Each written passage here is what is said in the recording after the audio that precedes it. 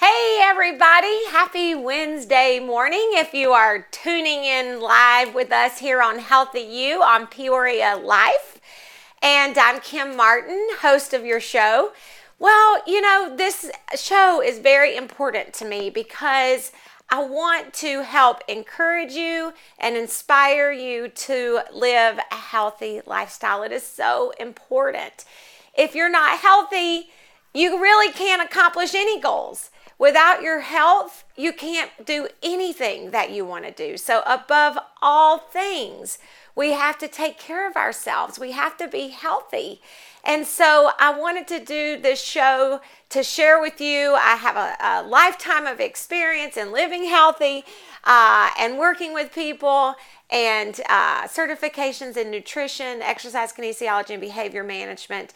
And I just wanted to use this show to share that information with you and introduce you to awesome people like my guest today, Denny Eberle. Hi, Denny. Hi, Kim. How are you? And thank you for having me. I am so excited. So this show really is based on five fundamentals or five principles that I believe is important about living a healthy lifestyle. Obviously, spiritually, you have to be spiritually fit. That's so important.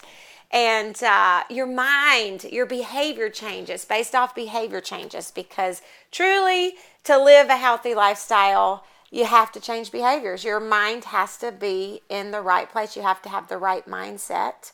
Yes. And it takes relationships, which we're going to talk to you about yours and Sandy's journey here today on the show. So, it's about your relationship with other people, your relationship with food, your relationship with yourself.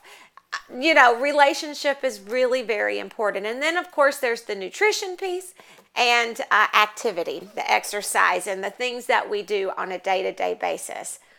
So my question for you today is, what is the most important thing that you can do for your health? And I have the answer for you based on what they're saying out there today. And Denny's going to share our story. So Denny, tell us what happened to you and your wife a year ago, and what was it that you changed in your life to start living a little bit healthier? 1 year ago, Good Friday, my wife was diagnosed with breast cancer. And we had to go start the circuit of seeing several doctors and surgeons and that. And we met her surgeon that was going to do her surgery, scheduled June 1st. And the doctor at that point says, "Do you smoke?" Well, yes, we do. We've been smoking for 50 years. Rah, lucky us. Wow. And the surgeon says, "If you want to live to see 51 years, quit smoking." And we looked at it, we got home, we looked at it, and we said, it's time. This is notice from God saying, it's time to change your life. It's time to kick that habit. And it did. And addiction, really. Yes. But it was a message. We've had numerous messages. You get them over your lifetime of things to do. Yes. This was so important, and the message was quite clear. If I want my wife so we can celebrate our 50th wedding anniversary, we got to quit. That's amazing. Isn't that awesome? I just got chills, Denny. I'm so looking forward to this show and hearing more about your story. If you are just kind of swinging by and tuning in here, you're listening to Healthy You podcast. I'm Kim Martin, host of your show. And my guest today is Denny Eberle. And a year ago, Denny and his wife, Sandy, took that leap of faith and decided to quit smoking. Quitting smoking, the American Cancer Society says statistically that quitting smoking is the number one thing a person can do for their health if they smoke. It is absolutely by far the worst thing that we do for our health is smoking. So we want to share your story, Denny, and hopefully inspire some listeners today to take that same leap of faith. And I love it because I say this all the time, and I have a little story in my book here, The Decide Method, which is a behavior change. And I was listening to you yesterday when we were doing our pre-interview, and I'm like, you kind of went through these steps. You may not realize it, but you did. And a lot of people don't know, but I share it in my book. In my 20s, I had the habit of smoking, and I kicked that habit and used the Decide Method to do that. But it really is behavioral, isn't it? You pick up something like smoking, and it becomes fixational. It becomes a part of your life. It is. It's a habit. You start out just smoking to be within the in group. That's how it started for me in high school. Wanted to be in the in crowd. Started smoking. Then that led from I'm going to say just enjoyable smoking to a habit. And then that habit become a lifelong habit. And it got to a point that I would wake up every morning coughing, hacking every single day. My wife, the same way. Right. And, we didn't know how to, at that time, to take and change our habits, to give up the smoking. The best thing, besides marrying my wife, was quit smoking. I mean, it was a blessing that we literally just put the cigarettes down and walked away. Well, and you had a good why. You had a good motivation, right? Because a year ago when Sandy was diagnosed with breast cancer, the doctor said, you got to quit smoking.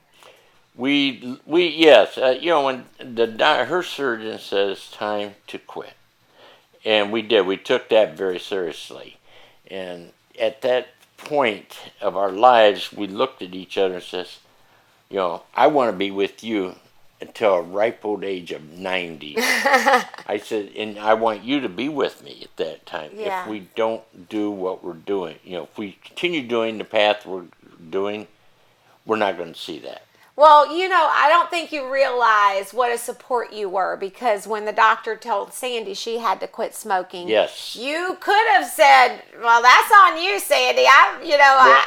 But as a loving husband, you decided that it was something you needed to do together. We have to do it together.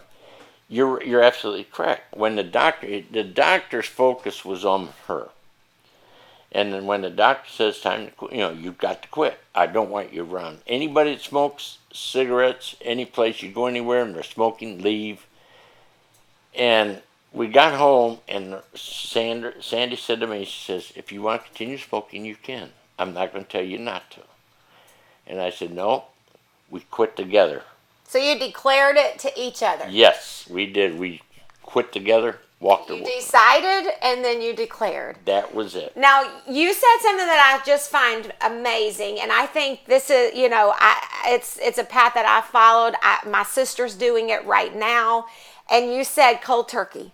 You guys just laid them down. We laid them down, and I kid you, and believe it or not, we're still married.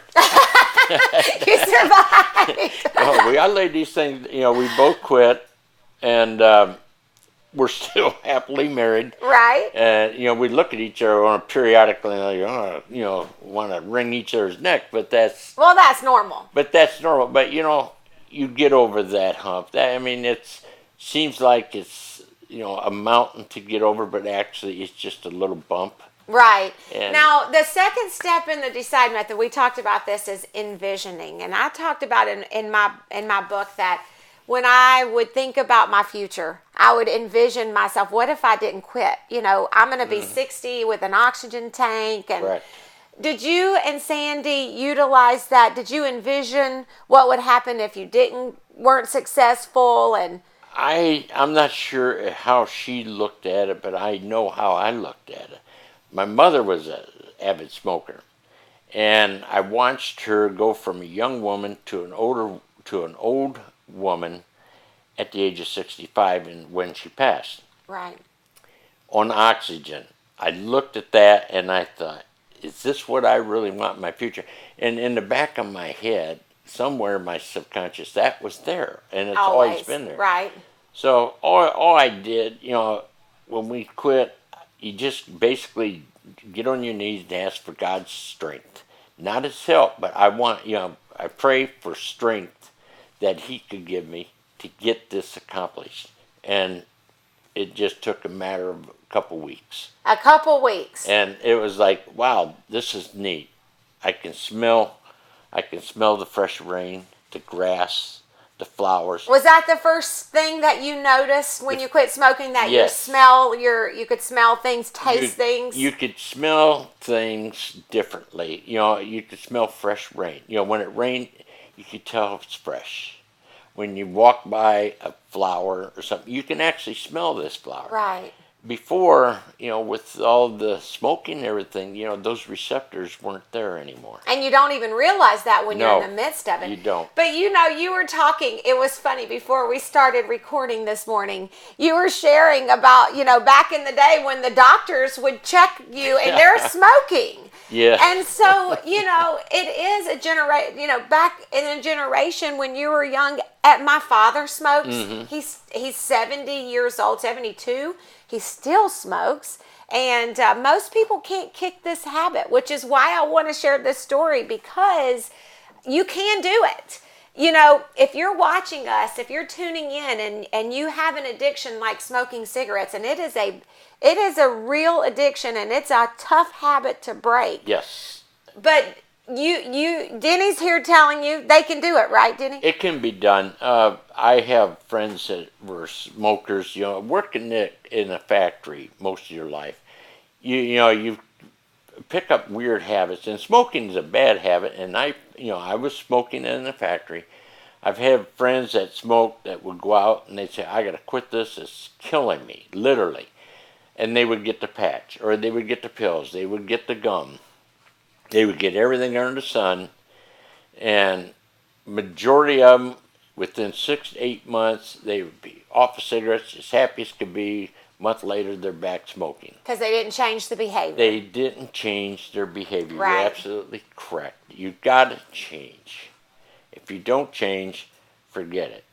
And we talked about that, and some of those behaviors, and what you use to help be successful is, you said, diversion. You would divert yourself if you have a craving. Because it's not like, come on now, we know you didn't quit smoking and never crave another cigarette from that point. You have to have those moments. So I think that's the biggest key. And I think if you're watching, you're probably thinking this too. How do you get through those moments where you're craving that cigarette so badly that you just don't think you can handle it? It's tough. There's nothing easy about just cold turkey. There's nothing easy about it. But it's not as hard as you would think. When you're craving the cigarette in the morning, coffee was a big one for me. So that was a trigger. This is water, but coffee. I would do 2 to 4 cups of coffee and a cigarette out on the patio. And maybe 2 or 3 cigarettes on the patio. It got to a point where I went to 1 cup of coffee, and if I started really craving, I would just take and go for a walk. And then try to divert myself, or go out and yard and putz around, do something that would take my mind off of it. And is it easy? No. If you don't have the trick is, if smoking's a bad habit, you need to find another habit to break that bad habit. Yeah. So, and the other thing that I'm hearing you say is that you gotta, in changing those behaviors, you got to do something differently. Yes. You're going to set yourself up for failure if you continue to do what you were doing when you were smoking. So if you just got up in the morning, go out on the patio in your normal routine and have your 3 or 4 cups of coffee, but then expect not to have the cigarette to go with it, that's not setting yourself up for good success. No, you're setting yourself up for failure. If I would go out on the patio to have a cigarette, have my coffee and a cigarette, what I would do a lot of times in the morning, I would take and fill up a coffee container, hook my little dog up. We'd go for a walk, and I'd drink my coffee walking my dog. That is such a good, so instead of going through your normal routine, instead you took your dog for a walk. So now you changed the routine. And I think that is huge. Same thing when it comes to losing weight. We're talking about smoking today. And it is the number one thing, if you smoke, the number one hands down thing that you can do for your health based on the research from the American Cancer Society. should look into this is to quit smoking. Yes. But let's face it, we're not picking on smokers, you know, Oh, no. because we are a society of addictions. We are addicted to sugar. We're addicted to alcohol. We're addicted to nicotine. We're addicted to pain pills. We're addicted to gambling. You know, Yes. you name it, the addictions go on and on and on. And so we all have our vices. And we can compare, oh, mine's not as bad as yours, right? We can compare, but at the end of the day, we all have that one thing in our mind that we know, you know, I need to change this. Like you said, Denny, you knew you needed to quit smoking. Yes. Every time you lit a cigarette, you were probably like, this is killing me. Oh, absolutely. Absolutely. And Sandy, she enjoyed smoking. Right. And but after she found out what, the consequences would be, and that unfortunately, with breast cancer, she I can't do this anymore. I cannot smoke and enjoy my life. And when we quit, we found out, yeah, you're going to gain some weight. There's no question of doubt you're going to gain. But I've lost what I have gained. I've gained over 8 pounds when I quit smoking. I've lost it. I was going to say, neither you nor Sandy look like you've gained weight. No, and what we did, we just focus. We walk. We walk morning, noon, and night. So you traded in the smoking for walking. I traded in my bad habit for a good habit, a healthy habit. But, I love it. None of this would have been possible without, believe it or not, getting on your knee, asking for the strength to do it. Oh my gosh, it's daily. It's Yes. daily strength, and it's the same. That one of the principles I believe of living a healthy lifestyle is spiritual, and we talk about that a lot on the show. And I could not do what I do. I could not live a healthy lifestyle without my faith, without getting on my knees and asking God to help me on a daily absolutely. basis. You Because have of to. I love sugar. I have to fight that urge on a daily basis. And we make mistakes, and this is what I want to talk about too. Disappointment is not disaster. And I wonder, did you and Sandy ever make a mistake, or once you laid them down, you never touched them again? I had a partial pack in the garage. I went out and looked at them. Okay. And I even got one out. And I was going to say, well, maybe I'll try this thing. And it got to a point, and I started thinking about it. And I thought, no, I'm this far along. It's time to say no. So I just wad them up, put them in a garbage can. That's it. And that was it. That was it. But just like in eating healthy, you might make a mistake. You guys, like I said, you had a great motivation with knowing that Sandy's health was at risk. And you seen what happened to your mom. Yes. This is what I've been doing some research on and learning about behavior change. Most of us don't change behaviors without some type of a pain, whether it be physical, emotional, or financial. So our health, right? Yes. Or an emotional trauma, or a financial money thing. And for you and Sandy, it was physical, right? Your Sandy's life was at stake. You guys had that motivation. Correct. We had the motivation, and that was traumatic to us both. Yeah. And that, it's something when a 69-year-old man sits down and cries because he's afraid he's going to lose his wife. Right. That's tough. That is tough. And that's where I was at. And I thought, this has got to stop. So you had that emotional pain. Oh, absolutely. So she had the physical pain. So for you, it was more of the emotional side of it because you were watching your wife. I was watching her. Yeah. And oh, that's so sweet. But it's so true. But the message we want to give you today on Healthy You is that you don't have to wait. No. That you can quit today. You can change your behaviors today. Do you need to get healthy? Maybe it's not smoking. Maybe it's eating. Maybe, it's too much alcohol or too much not exercising and sitting on the couch. what's your vice, whatever it is, you can change it today, and you don't have to wait until you have been told your life is at stake, or your wife's life is at stake, or financially, or physically, or emotional, that emotional pain. You can make the decision to quit today. And back to that disappointment is not disaster. If you quit, if you change your behavior and you make a mistake, call it for what it is. Yes. It's just a mistake. It doesn't mean you have to throw in the towel. It's okay. You're going to slip and make a mistake. That's being human. Right. But as you said, is you don't have to throw in the towel. You don't have to continue on, with another mistake. You make a mistake, you step back, you look at it, you take it for what it is, you move on with your life, It's a journey. Yeah, without a doubt, it's a major journey. Yeah. But you're sitting here, do you mind telling your age? You just kind of did, I think you said. I'm 70. You're 70. Yes. So you're sitting here I'm talking to a man who, at 69 years old, who had been smoking for how long? Probably since high school, since I'm going to say 1963, 64. So 50 years? Plus years. 50 plus years. Who laid down. He and his wife, and had Sandy been smoking that much as well? She started smoking in, I'm going to say, about 1968. So pretty close. And because I've known her since high school. We met in high school. You guys were high school sweethearts? No. No. No. You just knew each other in high school. I was more fond of her sister than her. But as it turned out, I made the right choice.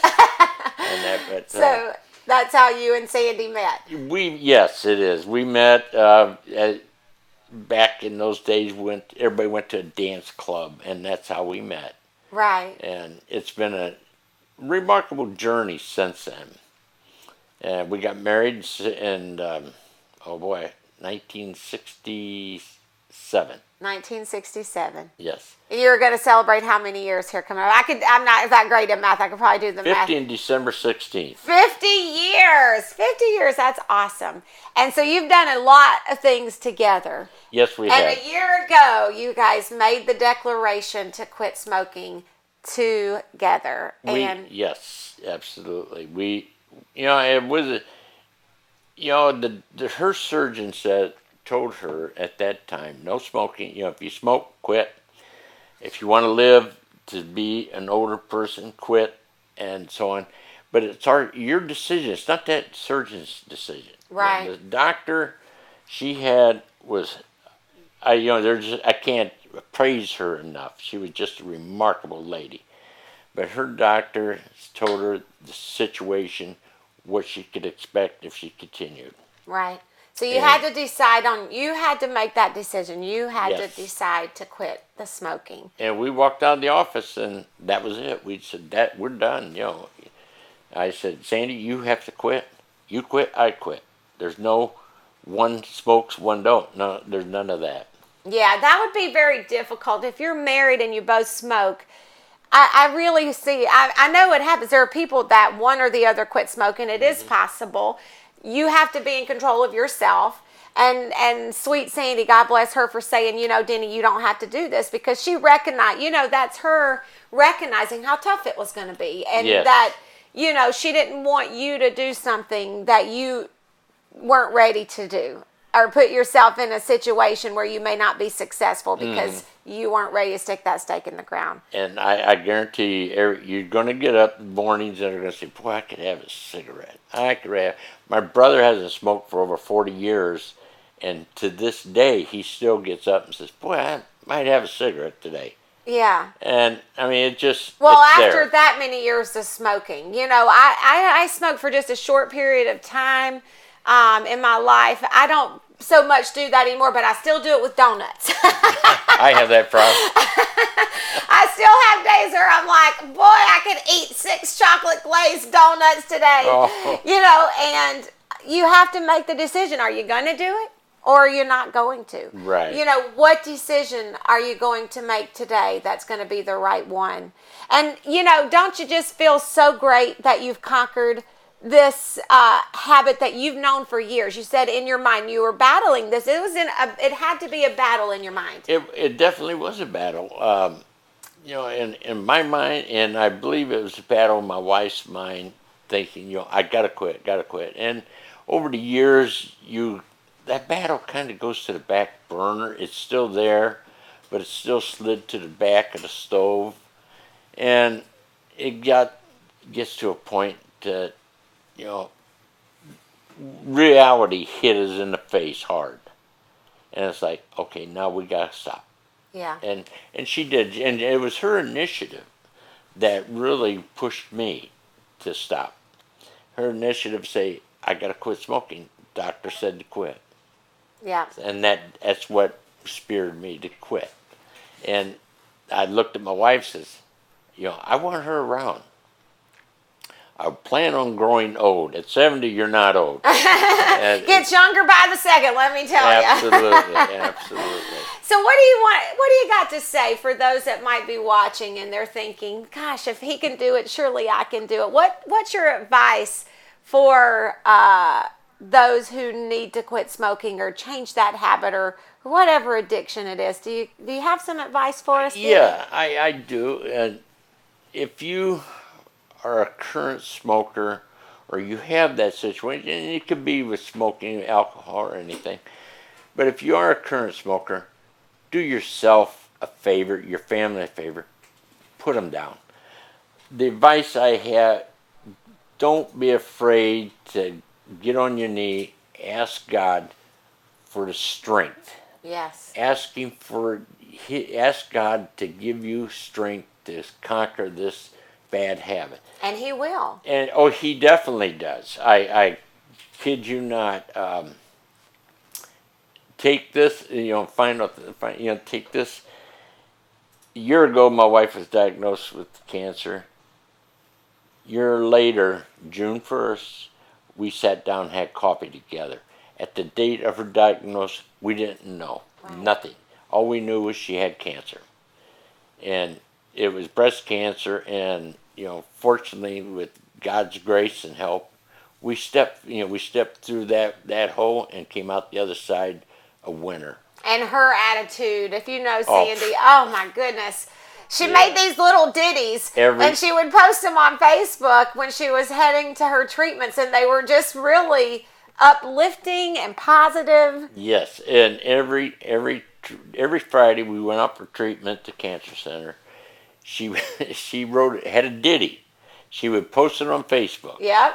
And I guarantee she felt like heck, but she always had a smile. Always kept an upper beat. Right. And that's her strength. So, and it is encouraging and inspiring. Yeah. Denny, I can't believe this is the fastest half hour ever. Such an amazing story. What is it that you need to do? Do you need to quit smoking? The first step is to decide. You have to say, I've decided to add that in front of whatever it is that you want to do. Then you need to declare it to somebody and let them know. I think I'm losing my microphone here. But declare it to somebody and let them know to hold you accountable. There are some steps that you need to take in order to be successful in achieving a behavior change, and it is a behavior change. So I just want to encourage you. These success stories like Denny's and Sandy's are so inspiring and can help us be successful. I want to encourage you to be brave, to make that commitment, to take that leap of faith. And if you make a mistake, it's just a disappointment. It's not disaster. You keep on going. Denny, thank you so much for being with us today. Kim, thank you. You are with Healthy You. Thank you so much for tuning in. We'll be here next Wednesday where Mary Ardapple will be talking lots about food. Have a rest of a good day. PeoriaLife.com